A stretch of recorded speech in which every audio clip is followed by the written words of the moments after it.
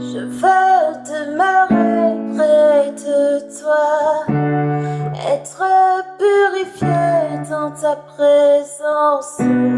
Je veux me prosterner à tes pieds, entendre ta voix et marcher avec toi.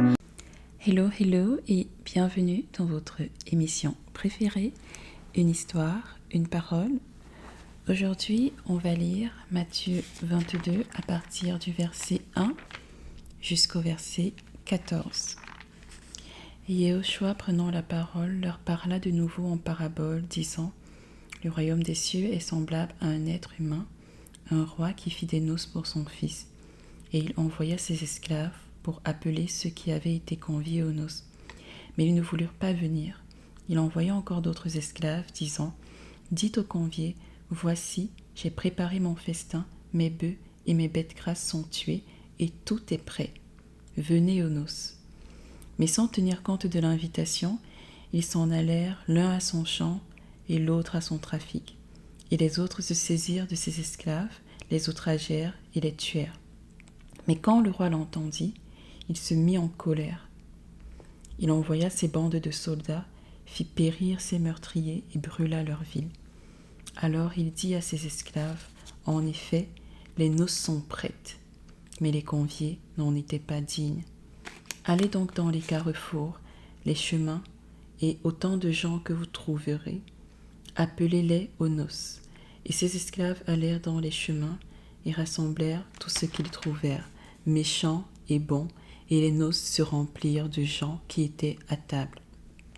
Et le roi, étant entré pour voir ceux qui étaient à table, il aperçut là un homme qui n'avait pas revêtu un habit de noces.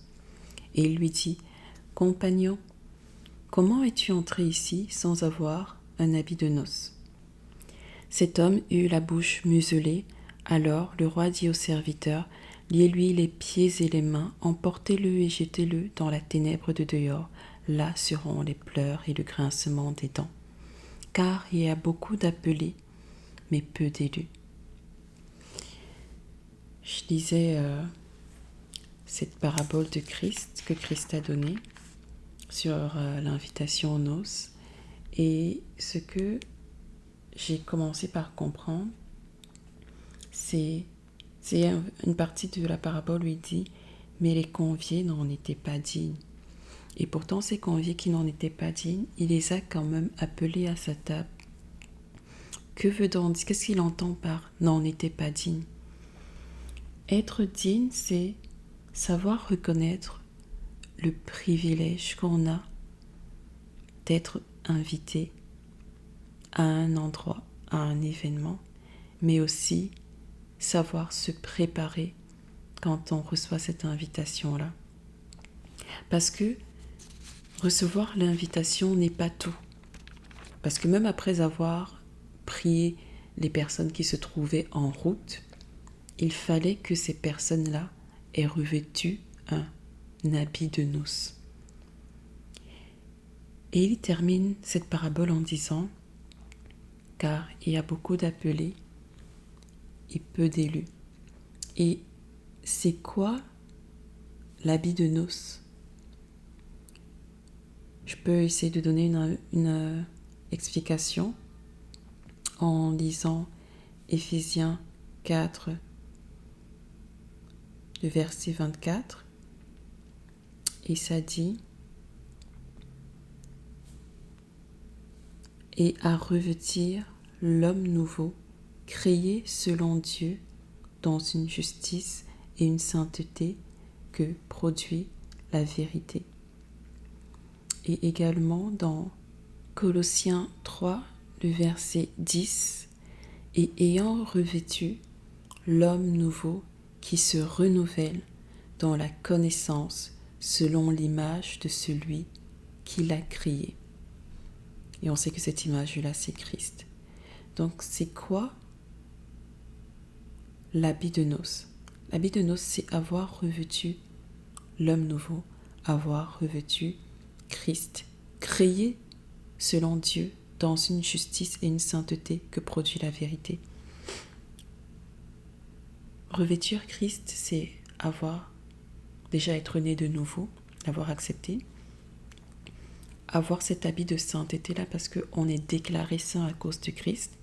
Mais quand on lit également Apocalypse 22, ça dit ceux qui sont saints se sanctifient davantage.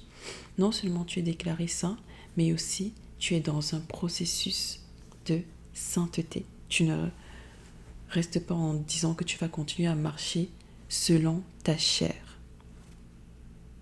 Parce que dans Romains 13, 14, ça dit « Mais revêtez-vous du Seigneur Jésus-Christ et n'ayez pas soin de la chair pour en satisfaire les convoitises. » Donc Jésus appelle tout le monde aux noces, les Juifs, les Grecs, les étrangers, les méchants, les bons. Il les appelle tous. Mais à côté de cet appel, il faut être élu. Être élu, c'est revêtir cet habit de noces-là pour pouvoir rester à la table du roi. Donc je nous encourage vraiment à revêtir aujourd'hui, de choisir de manifester les caractères de Christ et d'ignorer les convoitises de notre chair, quelles soient ces convoitises-là. Sois béni.